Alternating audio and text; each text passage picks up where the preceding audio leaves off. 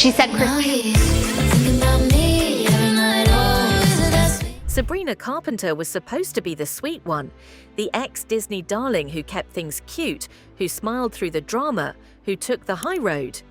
But somewhere between the glitter, the eyeliner, and a very explicit shift in lyrics, Sabrina flipped the script, and people noticed, fast. First came the backlash, critics calling her a one-note pop girl selling sex. Then came the clapback.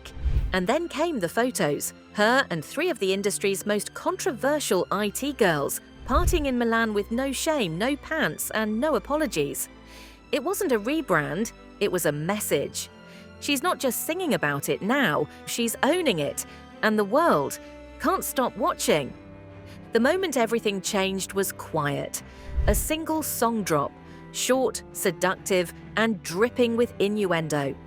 Espresso. What started as a sultry bop turned into a social media weapon. TikTok exploded, teens screamed it, parents hated it. Headlines rolled in, Disney star turns explicit. Is Sabrina Carpenter the next Britney or just a product of the algorithm? But the real heat came from industry insiders, managers, producers, even other artists, quietly asking the same thing. Why is every Sabrina song suddenly about sex? One label exec was overheard saying at a party, "It's like she's trying to out-seduce Ariana, but with less depth." How long can that last? Ouch. But Sabrina? She heard every word and smiled. 3 days after the backlash began trending, Sabrina stepped out in New York with 2 women who made headlines just by breathing. A model known for dating a billionaire and leaking her own nudes. A pop girl recently caught in a scandal over lyrics about abortion rights. And Sabrina, in the middle, wearing sunglasses at night. That's when the whispers started. Are they friends? Or is this a PR move? Is she building a new clique? Why is everyone suddenly doing softcore pop? The internet dubbed them the provocateurs. And suddenly everyone was paying attention again. The tension hit a peak when a well-known feminist blogger tweeted, without tagging, "Tired of these so-called empowerment anthems that are just horny whispers over bass drops. We get it, you like sex, what else?" It wasn't directed at Sabrina, but everyone knew it was about her, especially since it dropped the same day she released her steamiest video yet. That night, Sabrina posted a single IG story. "Isn't it crazy how men can sing about sex and get Grammys, but I moan once and it's a crisis?" The post got over 2 million shares in 24 hours and sparked a cultural war between fans who defended her right to express herself and critics who said she was playing the game just like everyone else, just a little later. Then came the twist no one saw coming. A former friend, a dancer from her early tours, went viral with a TikTok that started with, "She used to cry backstage when people called her fake. Now she laughs and checks her streams." The video showed blurry photos, old DMS, and one alleged message from Sabrina's inner circle saying, "Sex sells, play it up, push harder. They'll forget the lyrics, but they won't forget the outfit." Suddenly, fans weren't sure what was real anymore. Was this the real Sabrina, or a product, or both? In a pre-recorded interview meant to drop weeks later, Sabrina got asked a question she wasn't ready for. What do you say to critics who think you're only popular now because you got more sexual? There was a beat. She blinked, then laughed, the cold kind. If they think that, they haven't been listening. But if that's why they're finally listening, maybe that's the problem. The show held the clip. Sabrina's team begged them to cut it. They didn't. It aired that Friday, and TikTok stitched it into 1,000 hot takes. Right after the clip went viral, something odd happened.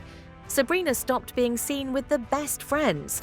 No more Milan photos, no more blurry girl gang nights out, no more mutual likes on social media. Word on the street? Her publicist, the same one who helped clean up scandals for Euphoria stars, told her it was time to focus the narrative. In short, too much sex, too little story, and too many women in the same frame. By Monday, the pop girls unfollowed each other, quietly, but fans noticed, and the fan theories exploded. Was Sabrina forced to drop them? Did she use them to make herself look bolder, then cut them when it worked? Or was this whole friendship just a performance piece? Critics waited for her to apologize. Instead, she posted another single, louder, sexier, a middle finger wrapped in glitter and bass. The cover, Sabrina in silken handcuffs licking a silver spoon.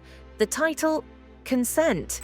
The chorus, you don't get to say I'm too much if I never gave you permission to speak. Spotify crashed within minutes. One NYT review called it cheap pop dressed up in trauma bait. But the stream said otherwise. Then came the VMAs. Sabrina walked the red carpet in a custom sheer dress. No bra, no apologies, just confidence. And her ex-friends, sitting in the third row, uninvited to the after-party. Insiders say a very tense moment happened backstage when one of them tried to say hi, and Sabrina walked right past. No eye contact, no smile. She used them to get attention, one stylist whispered, then cut them loose like last season's press cycle. And yet, no one could look away. She won Pop Video of the Year. She didn't thank anyone, not even her team, just one line. To everyone who said I only sing about sex, thanks for listening.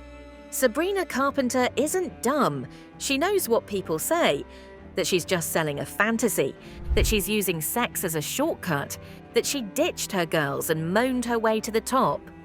And maybe all of that's true. Or maybe she's doing what every male pop star has done for decades. Only now it's coming from a girl who used to wear pastels and sing about heartbreak. Now she sings about power and bodies and boundaries. And if you're uncomfortable, good, because Sabrina didn't just flip her narrative. She built a career out of every insult they threw at her and turned it into a headline, a chorus, and a check. Final line for video.